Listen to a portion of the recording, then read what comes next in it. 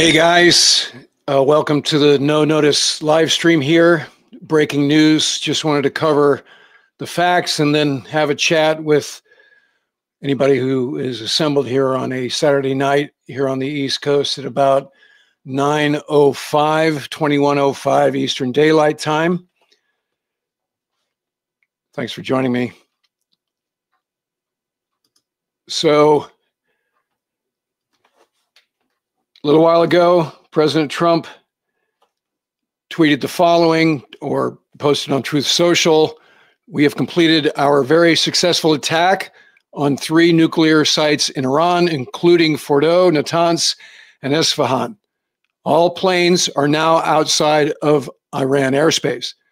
A payload of bombs, all caps, was dropped on the primary site, Fordow. All planes are safely on their way home.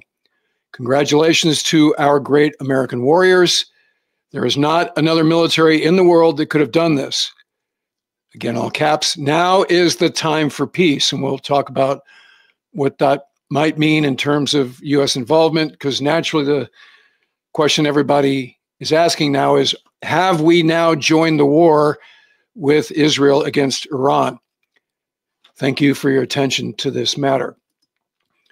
So that's kind of all we know. So let's talk about some of what might have happened.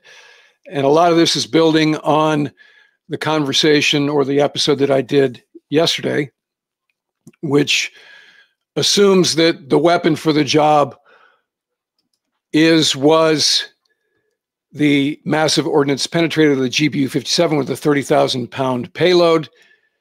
Can only be dropped by the B-2 Spirit stealth bomber based out of Whiteman in Missouri.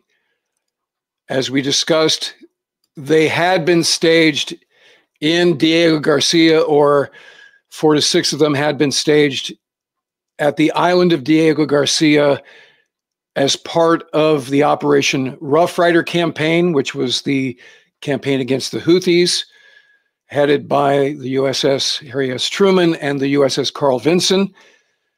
But again, as I stated in the episode yesterday, those B-2s are not on Diego Garcia anymore. Now, I saw a report today that said some B-2s had been moved to Guam, the island in the Pacific, which would be about halfway of the transit from Missouri to the targets in Iran.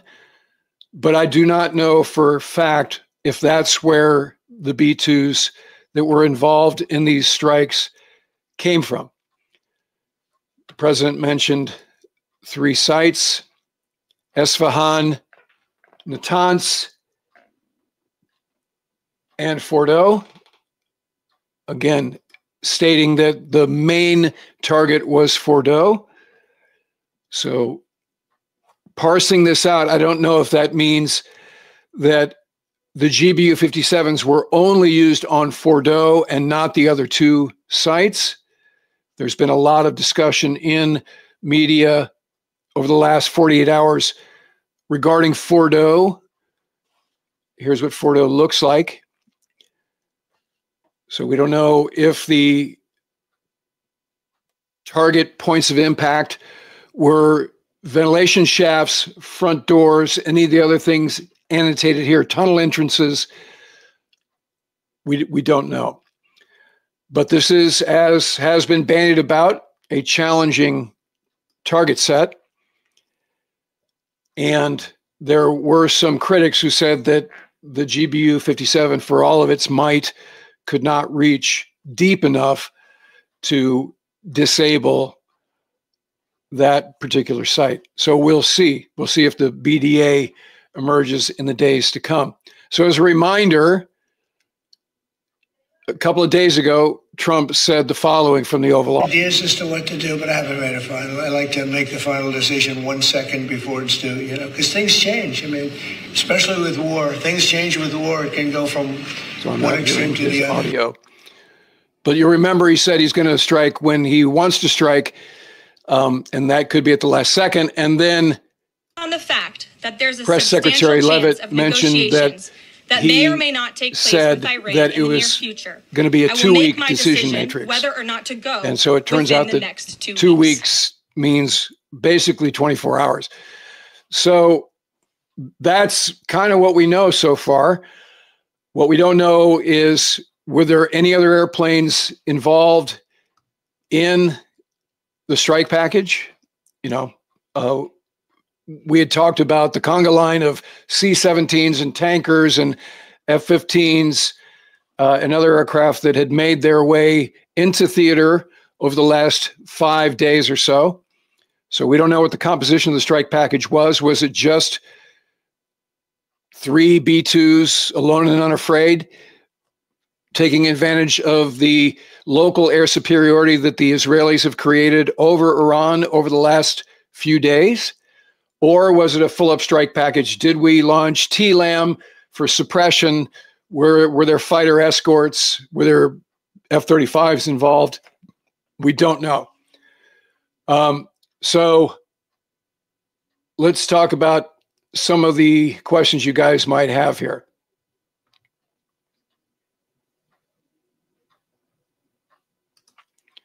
So Keyboard G said, they have been saying Iran was a couple of weeks from nuclear weapons for the last 30 years. That is true. And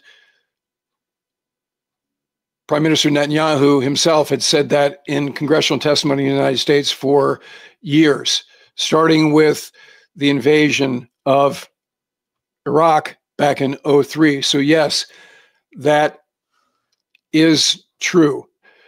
And apparently, and we're not privy to the intel that the commander-in-chief or the Secretary of Defense had, but obviously Donald Trump was convinced that the possession of a nuclear weapon was imminent. Now, we will see whether that is, in fact, the truth going forward here. But obviously, he was convinced to the degree that he authorized these strikes. And remember, he was briefed on the strikes. He approved the strikes, but said, okay, hold up. And the reason for him pausing, when he left the G7, it looked like he was ready to go. You know, when he got back to DC and he started using the pronoun we, meaning us and Israel have been dominating Iran. We now have our superiority. This shows you that American hardware is the best. It looked like he was very much ready to join the fight. And then there's some rumor, palace intrigue around the idea that Steve Bannon, who's very much opposed to this strike, had descended on the White House and told him, look, Mr. President, you know, you were put into office among other promises in the promise of ending forever wars. And even a limited strike against these nuclear facilities like the one at Fordo is beyond what your campaign promise was. So you can imagine that the threat of losing the base, losing Steve Bannon, got his ear, but obviously not to the degree that he canceled the strikes altogether. So the other thing about his post, as we're talking here, he says,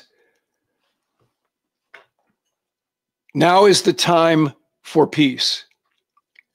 So to me, what that means is he's not intending to pursue anything beyond these strikes.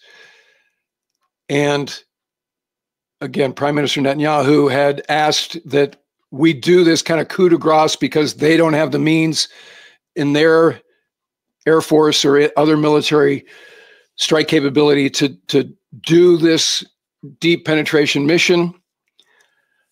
And so, again, maybe this is going to be it. You know, 3 bombs dropped, or again, I don't know the composition of the ordnance. It's probably more than 3 bombs, but bombs dropped, lots of bombs dropped on 3 different targets, the main one being Fordo. So now the prognosticators, satellite imagery, OSINT channels, different subject matter experts on YouTube and otherwise will start to reveal what we can assess through publicly available sources in terms of BDA, or maybe the Pentagon will give us insight in a granular way for what actually happened. Obviously, if these strikes were successful, I would imagine that the Pentagon would be proactive in terms of saying that, but we'll see. All right, back to the comments. Stacey Aker says, I'm guessing the 6 that went to Guam are the part 2 or the backup team. That could be. Stuart Elder, howdy from Australia. Hello, Stuart. This was necessary and inevitable. Will the attack escalate the war? I don't know, and we'll see. Exactly. Spyglass 1005 says, no nation building, go home now. Roger that. We always seem to get drawn in a way that we don't intend at the outset. We'll see what Iran does to provoke us. So that's the question now, right? Will they go after an American carrier strike group? I just saw my good friend Sal Mercogliano posted on Blue Sky that the Strait of Hormuz remains open. That's crucial.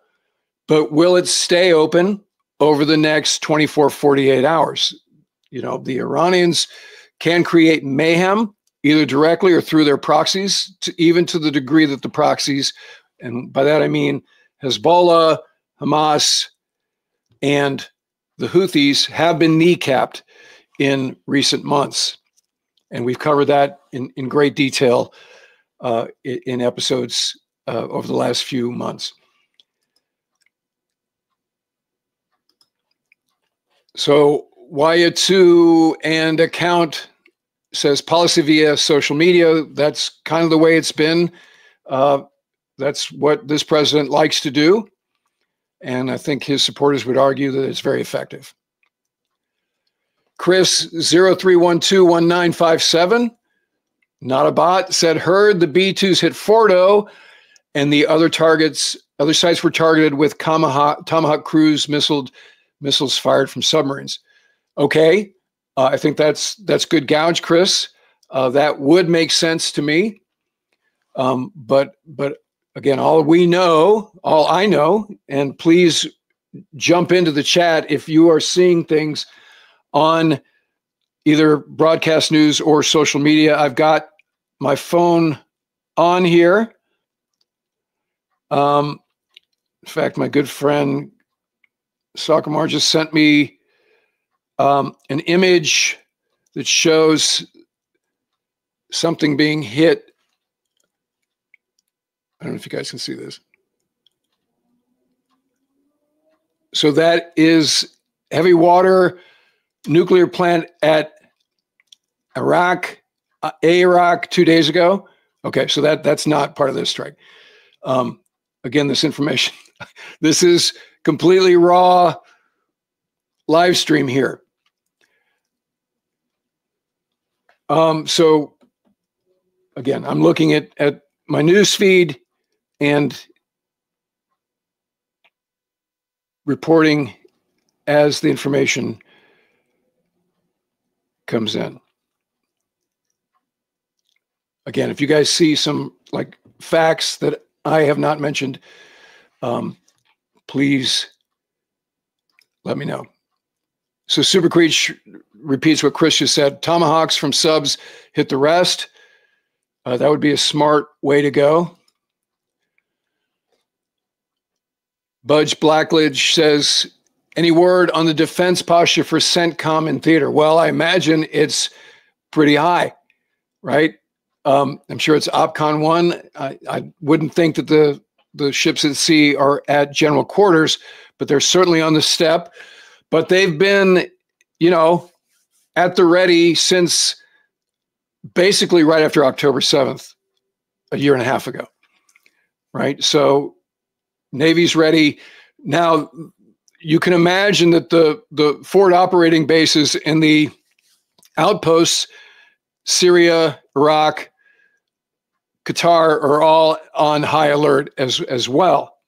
and I'm sure they're ready to shelter in place. I'm sure that Patriot batteries, the other stuff that we have for point missile defense is ready to go, because generally, and how the Iranians have responded in the face of the Israeli threat, is to launch ballistic missiles. So I don't think they're Winchester on ballistic missiles. I don't know how depleted their ballistic missile inventories are, or their suicide drone inventories are.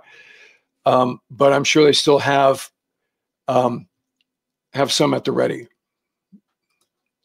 Brevity 12, there cannot be a nuclear Iran, period.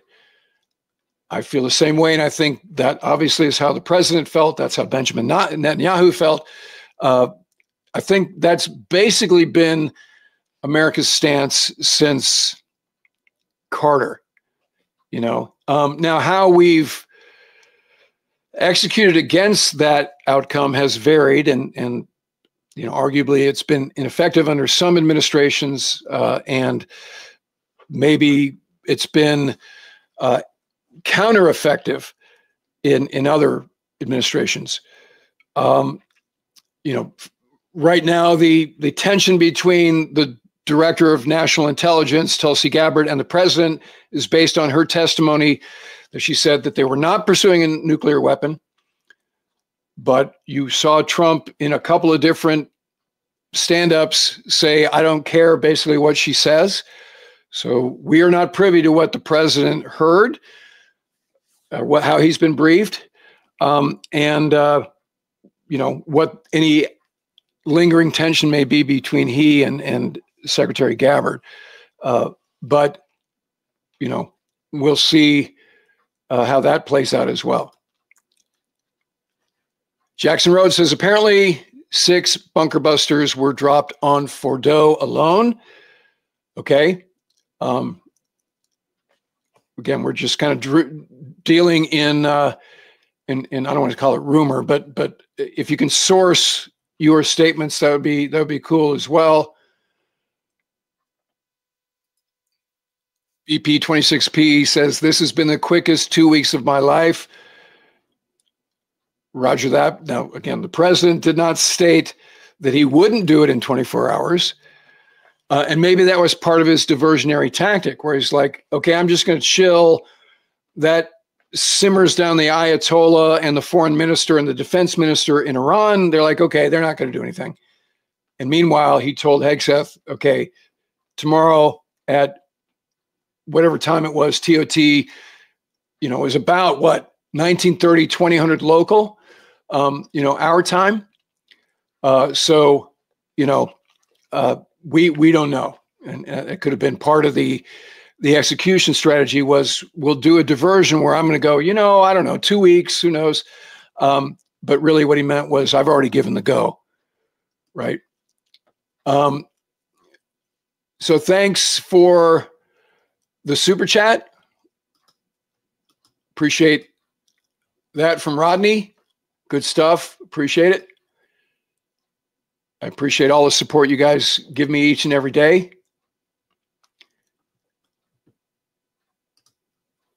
Elvis Dionarine, I apologize mangling your name. U.S. just opened Pandora's box. Fox News saying tomahawks. I don't trust Fox. Okay, we are hearing now a couple of different folks have mentioned tomahawks. And again, that makes sense to me. Low risk. Tomahawks can do what they do. Tomahawks are not bunker busters, right? Tomahawks can take out facilities, storage units, other things like that. Things you can see from the air, they can take those out. They can't go into a bunker.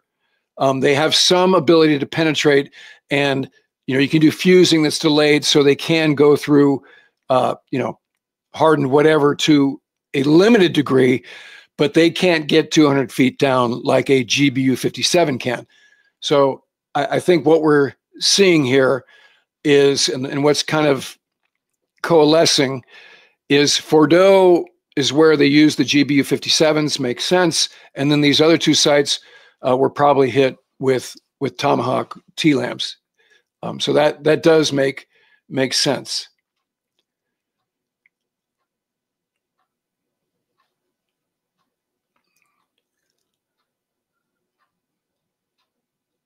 We got a lot of folks here. Thanks for showing up on a Saturday night. Rex Raynard asks, what is the likelihood of the 2B2s only? And based on what we're seeing, I'm thinking that it involved more than however many B2s. We don't even know what the composition of the B2s was. As we can see in this B-roll, they can carry at least 2 GBU-57s. I don't know what their total load is. And if anybody knows the answer to that, do a quick Wikipedia search or whatever and find out how many GBU-57s can each B2 carry. I don't know the answer to that.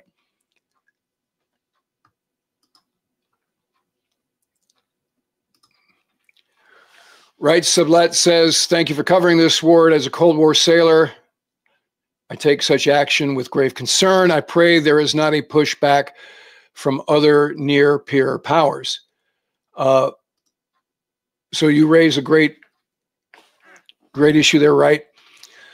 And so again, the axis of evil, Iran, Russia, China, will there be some kind of sort of back channel stuff that undermines American activities in ways that are nonlinear, that are indirect?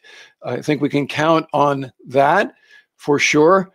But right now, the main concern is force protection of our forces in the region. And I just outlined where they are. That includes the only strike group on station is Vinson. Nimitz is en route and will be there in about 3 or 4 days. Ford is underway or about to go underway from the East Coast on a regularly scheduled deployment. So Godspeed to Ford. A fun fact about Ford is the first female Blue Angel, Amanda Lee, call sign Stalin, is a department head in, I think, VFA 87, one of the Super Hornet squadrons in the air wing aboard Ford. I just saw her at the Naval Academy commissioning week where the Blue Angels do a show, and Blue Angel alums do this event there on Hospital Point that I get to attend every year. So she is now underway with that air wing. And as I mentioned in the episode, Godspeed, Ford, and I think it's CAG 8 that's aboard Ford. And if that's not correct, please somebody correct me on that. But I think it's CAG 8. So, there's capability in theater, more to follow. Certainly, we are concerned about keeping the Strait of Hormuz open. And as Sal has mentioned, it is open as we speak. But will it stay open? That's the question. What else could the Iranians do? The Ayatollah's power is based on facing down the West. So he's not going to just take this hit and do nothing. They will do things that are visible and things that are not readily apparent. So, we'll be tracking all of those things. But certainly, while the president in his post is sort of suggesting that, okay, this is it. It's not going to be a forever war. So, Steve Bannon, don't worry about it. We're good. Everybody else who's concerned that we've now entered the war with Israel against Iran, no, we just did our part to hamstring, kneecap, set back Iran's nuclear weapons aspirations. So, we'll see if that's the case. Again, that region, Iran, has a way of drawing us in, even with some end state that we have going into the situation. And look at every forever war since Vietnam, right? And it always escalates. We get mission creep, whether it's conflating the Taliban with Al-Qaeda. Now suddenly we have 20 years in Afghanistan, or WMD with Saddam. Turns out he didn't have it. 20 years in Iraq, so we'll see. Again, I think if Trump's listening to the influencers like Bannon, he may not fall prey to that sort of trap. But again, we'll see. Aerofoca says Iran can barely keep their F-14s airworthy. Whatever is left of them after IDF strikes, geez, they've been on the cusp of developing a nuclear weapon for 30 years. Right, as somebody said at the outset, that is true. There's a lot of reports about how beat down their military is. Obviously, the high-value target strikes that happen on night one, taking out their chief of staff, head of the Republican Guard, some other principles, has to be effective, right? I mean, that has to have demoralized and disrupted their ability to convey orders, to execute any operations at all. So they are on the back foot, to be, to understate it. But this is the nexus of asymmetric warfare. As you've seen with the Houthis, the guys who won't die despite how many times they're hit, Hamas, Hezbollah, but the cards have been lining up in the West's favor since Syria fell. And so you got a fledgling democracy in Iraq, obviously not there, a long way from there, but it's kind of, percolating. Everything we're seeing from Syria looks like the new leader there and that organization is holding true to the promise of being inclusive and not falling prey to sectarian strife and radical Islamist sort of execution of things. So we'll see. And the Israelis have been very effective, heavy-handed and very effective in terms of their neutralizing Hezbollah and Hamas. We did what we did against the Houthis. There haven't been any strikes on shipping since Truman left. I reported a few weeks ago about how their sponsorship had been pulled by Iran. So these are all indications that Iran truly is not in a position to counter one for one. So Aerofoca makes a good point there.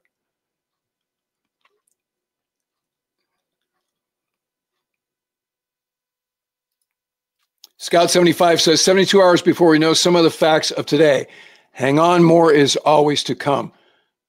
I think you're right, and we'll be there to cover it.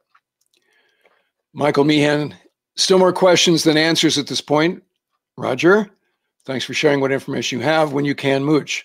Well, thank you guys for showing up. We got a real big crowd. Again, Saturday night, almost 8,000 folks here. Let me repeat for the guys who just joined. This is what we know in terms of official word, as it were. President Trump posted this a couple of hours ago. And hold on for a second, and I'll read it to you here.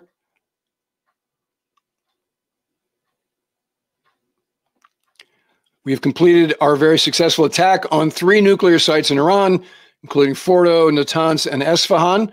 All planes are now outside of Iran airspace.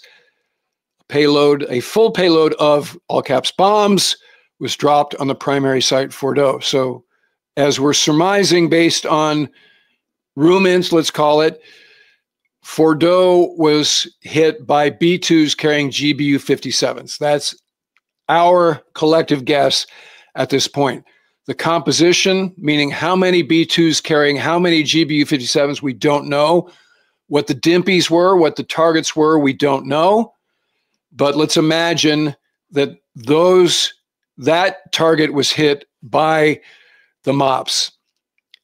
And then we think the other sites Natanz and Esfahan were hit by TLAMs, Tomahawk land attack missiles, launched from submarines located most likely in the North Arabian Sea. So probably part of Vincent's strike group, but not necessarily.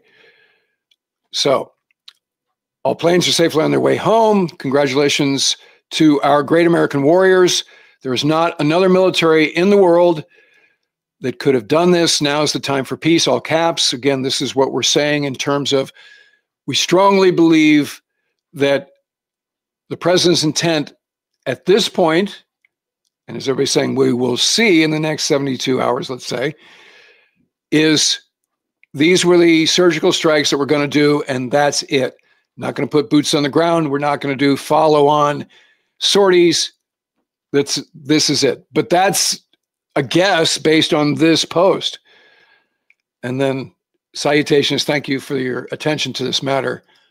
These are the sites. Again, I'm repeating this for the folks who are just now joining us. Natanz, Esfahan, and Fordo. There are others, as you can see here.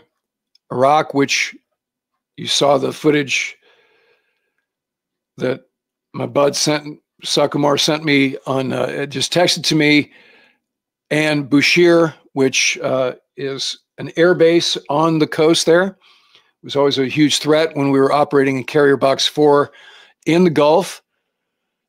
As those who've read Punk's War know, that's the beginning of Punk's War. They launch an F-4 out of Bushehr, and it overflies the carrier. There was very little response time from Bushehr. But apparently Bushehr was not one of the targets. So Isfahan, Natanz, and the primary target was Fordo. And again, this is what Fordo looks like. We don't know if they hit tunnel entrances or ventilation shafts or what. You know, we will most likely hear more detail, and maybe even, like we're saying, the Pentagon will brief BDA as a way to like put a coda on it that this was successful in the days to come.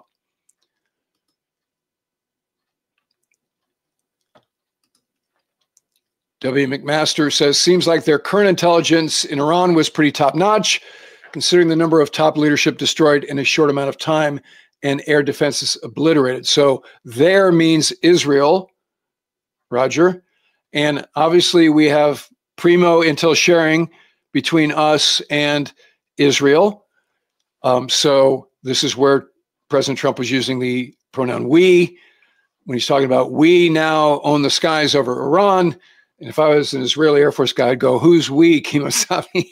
We're flying in harm's way. I don't see any American airplanes on my wing yet, right? And so that was the ask from Prime Minister Netanyahu. And again, we don't know what any combined involvement, meaning Israeli-American involvement, was in the execution of these strikes. You know, we'll hopefully hear these sorts of things. My sense from the Israelis' attitudes towards doing that when I was flying Tomcats is there probably was zero involvement directly between the two air forces. There may have been intel sharing, and there may have been some, you know, IAD is down, you're good to fly, feet dry, that sort of stuff, to ensure that our aircraft, and let's just imagine that these were the only aircraft that went over the beach were B-2s, and then everything else was TLAMs, which are not manned. You know, Tomahawk missiles are just cruise missiles that are not manned. So we don't know, but you make a good point, W, and that's what we documented a couple of episodes ago, which is, to my eye, and this is the episode I did with Slogo Hazara, which is, you know, having that dominion to fly manned aircraft with impunity over a country like Iran is a humongous capability. And aviator to aviator, bravo to the Israelis for executing in that way. You know, so I concur with your statement.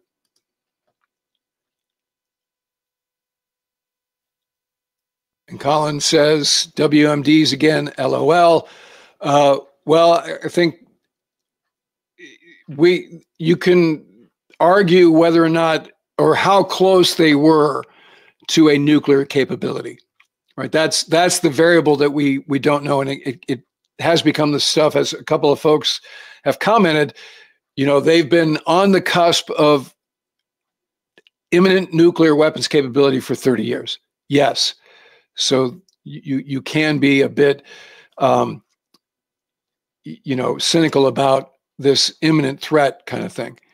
Kind of like how I felt when Colin Powell briefed at the UN that, the threat of WMD in Iraq was imminent. I'm like, I just left flying Operation Southern Watch, where we knew where every MiG-29 was, every member of the Republican Guard, and they are at parade rest. So suddenly it's an imminent threat. What went on in the last 6 months since we left, right? So yes, I get it, but I think it is inarguable that they had, regardless, and now I sound like President Trump, I don't care what Tulsi Gabbard said, they were working on nuclear weapons capability on the sly. And certainly the lesson learned in history is if you have a nuclear weapon, now you warrant some respect on the world stage that countries without nuclear weapons do not. So it's understandable how Iran would want nuclear weapons. They certainly have the brain power. That's, as we're talking about the difference between Iraq, Afghanistan, and Iran. Iraq and Iran are well-educated countries. Afghanistan, you have population centers, Herat, Mazar-e Sharif, Kabul, Kandahar, but the rest is kind of lost in the 14th century. I've been there. I've walked through the wilds of Paktika province and talked to the shepherds. And so that's not going to be a nuclear power anytime soon. But Iran is a very educated country. I went to prep school with some Iranians back in the late 70s before the Shah was ousted. And super smart guys. And so, this population is well educated. So they have the means, and that's why the Israelis took out two of their principal nuclear scientists, engineers, on day one as well. So I think there's a difference between the false rumor of WMDs and what drove us to war and this action, right? The thing you can argue about is how close were they?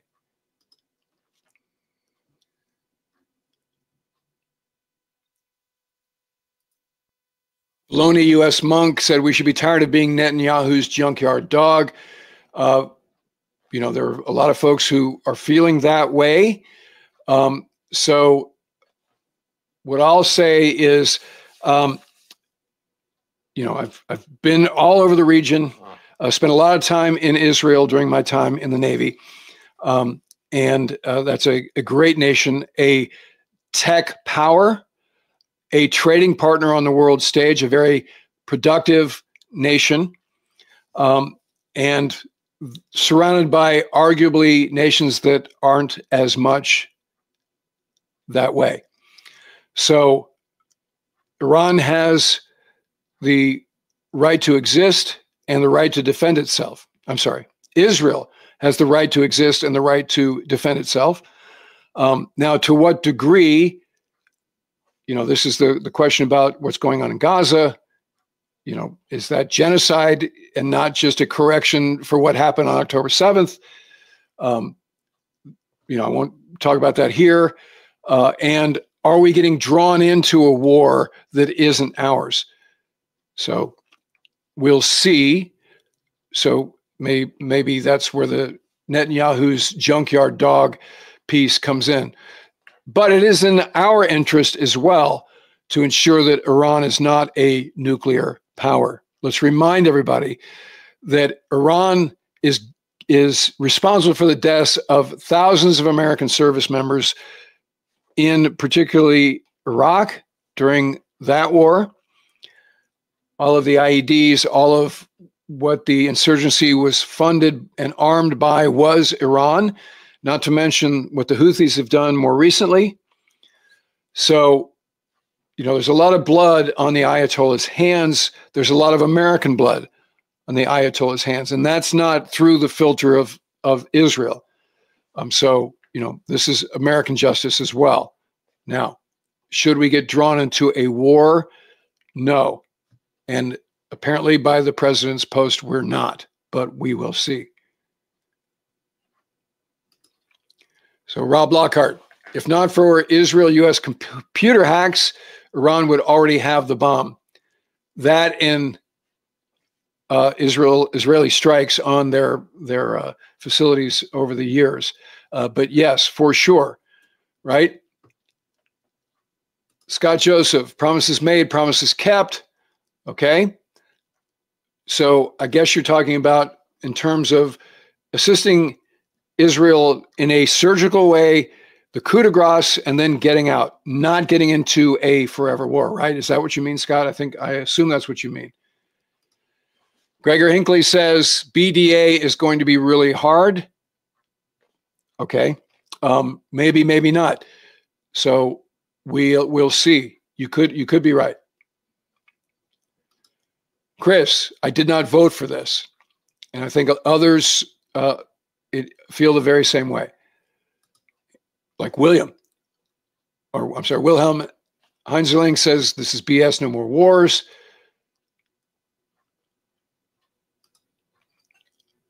Sandy Like a Beach Finlay says, what is the U.S. doing? World War III. So these concerns are all valid. And I think the president is trying to assuage those fears with that statement like, okay, now is time for peace, right? Here's a good question. Jack F16, do you think there were growlers involved? I heard on Twitter that there was heavier than normal jamming and electronic warfare going on compared to the last couple of weeks. It's a great question, Jack. I have no firsthand knowledge. Obviously, there are jammers in theater aboard Vincent. And to what degree they were involved, I don't know. So my first impulse would be they weren't involved because they didn't have to be, right? Now, the Israelis have hacked into the Iranian integrated air defense, so it's basically useless. They can't control their own radars. They're facing east instead of west. And also they're active jamming in between hacking the integrated air defense. So there's no need to send tactical aircraft with jamming pods into theater. That would be my guess. But they could have been involved. And as we speak, as I said at the outset, I don't know. And we're just sort of thinking out loud at this point about these things. But that's a great question.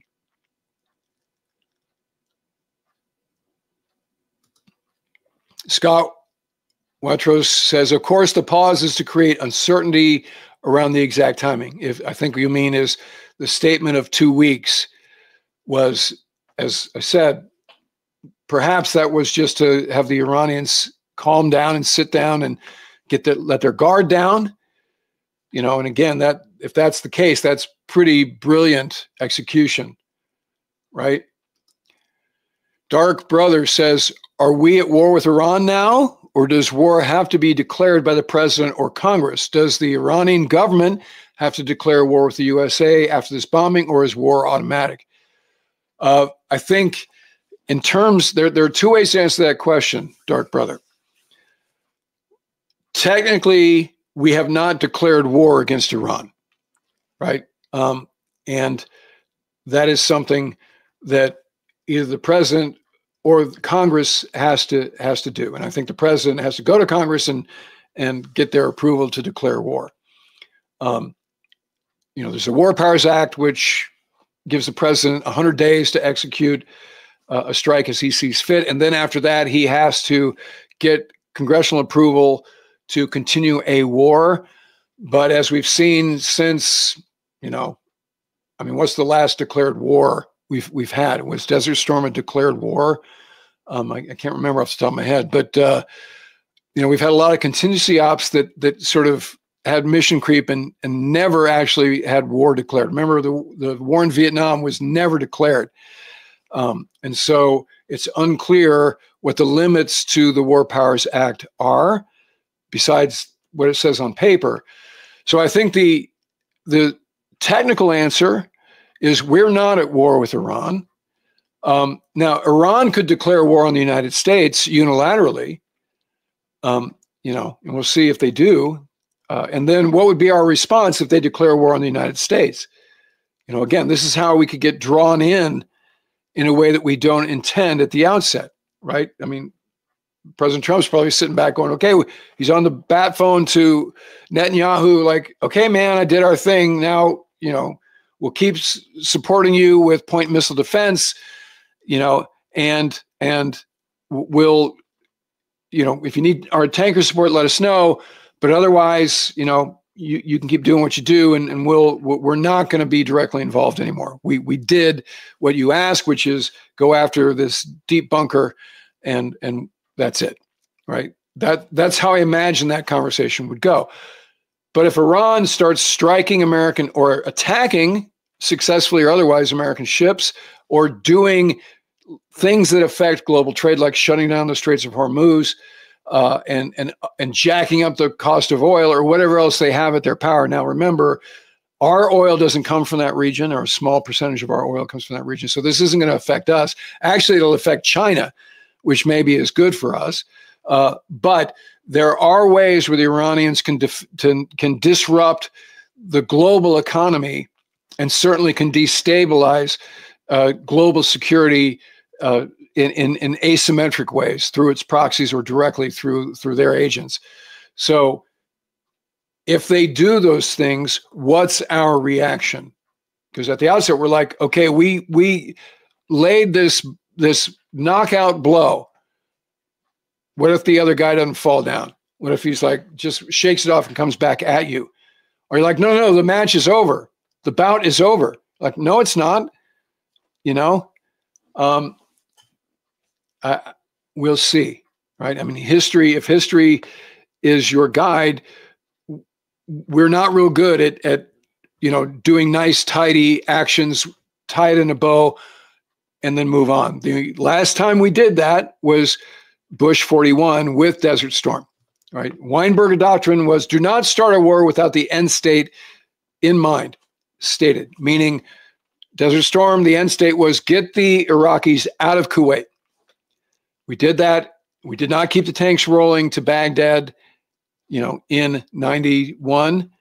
Now, fast forward to Bush the Younger, and we reopened that conflict. But Bush 41, it's over. We had a parade. My brother actually marched in the parade because he was a Marine that was on an amphib in the Gulf that actually was a decoy, as we did that left hook that Schwarzkopf and et al. Brilliantly came up with. But that's the last time we have had a sort of finite ending that ultimately wasn't finite. And so we're not good at that, is kind of what I'm trying to say.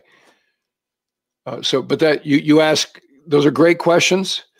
Technically, we're not, but we'll see what the situation mandates. And sometimes de facto, you're at war, and it's almost beside the point whether technically you've declared war. Dan says BDA is easy when you own the airspace. I believe that's true, right? If you have local air superiority, you can, not just satellite imagery, but you can do other, tactical imagery to get really granular BDA. Not to mention, remember, there are Israeli boots on the ground. There's Israeli special forces and Mossad on the ground, and they can certainly, and they may already have guys circling these targets. And when it's over, they descend on the place, go in with all of their various intel collection devices, and then boom, they come out, and we can know very, very specifically what damage was done. And I imagine that's going on. And as Dan suggests, that's all predicated on the fact that we have air superiority in the area, which is a big deal. Gaius Marius Polybius says, Hezbollah's savaged regime command structure is fucked. It's now or never. I think that's kind of how this administration felt, that this was, and that's actually how Netanyahu said it. It's now. This is our opportunity, an opportunity for generational security. So that may be true insofar as it doesn't get ratcheted up into another forever war. All right, let's do a couple more. Again, thanks. We've had a gigantic crowd here tonight. Nick says, America has no right to invade Iran. So much for Trump's 2-week decision. The USA is a perennial warmonger. What goes around will come around. Okay, we'll see. Or we've just neutralized Iran's nuclear weapons threat for 20 years. It's either what you say or that reality. So we will see. Santiago Cantu Boreas says, will Iran have help after these strikes? That's what we were talking about previously. Is the, I'll use a Bush 43 term, axis of evil a viable military threat? They have done exercises together, but do they have the means to counter conventionally America and Israel? I don't know. And I don't know why either Russia or China would do that at this point. Is Iran worth it? I think China could lay claim to the energy requirement mandates that they would assist, but in what way? Arms production, assisting with rebuilds, these kind of subtle things, yes. Direct military intervention, probably not. But good question. Nowhere Man says Ward Carroll is lame. I don't know who that guy is because my last name has 2 L's, so that must be another guy. All right, one more. Brian Still, wonder why military recruitment was horrible, Ward. I think recruiting is up, quite frankly, right? That's the stats I'm hearing are that recruiting is doing pretty good. All right, last one. Jeremiah Austin, senior leadership in both parties probably concurred on this raid. Well, I think these are the moments where people need to rally behind the commander-in-chief. Generally when our warfighters are in harm's way, the nation does come together. So I think if this is finite and surgical and the BDA yields, in fact, these strikes were effective, then that's going to be a bravo Zulu. But we'll see. Okay, you guys. Thank you for joining me for this no notice live stream. I've been covering the situation through recorded episodes over the last few days. And one of my patrons, Doug, up there in Gloucester, actually pinged me. I was at dinner downtown and he's like, are you watching the news, bro? And so I raged home and saw the Trump tweet and the other thing. So I thought it was the right time to convene our community here. Thank you guys. Your questions are an important part, and your comments, obviously, as we've seen, the picture comes together because of the intel that you guys provide. So thanks for that. You hear about these no notice live streams because you are a subscriber. So if you're aboard right now and not a subscriber, become one so you don't miss these kinds of things. And we'll be doing all kinds of stuff going forward. I just talked to Hoser, our good friend and Moochie Award-winning Captain Kevin Hoser Miller today, and that episode will go live on Monday, talking about the most recent decision that Secretary Hegseth made around ship names. You remember I did an episode 2 years ago about ships names. So we're going to do an update on that. Hoser, as you guys know, is a historian as well as a talented novelist and tactical aviator. of some renown, and he has some essay about how ships should be named, and we have some opinions on these most recent decisions. So check that out coming up.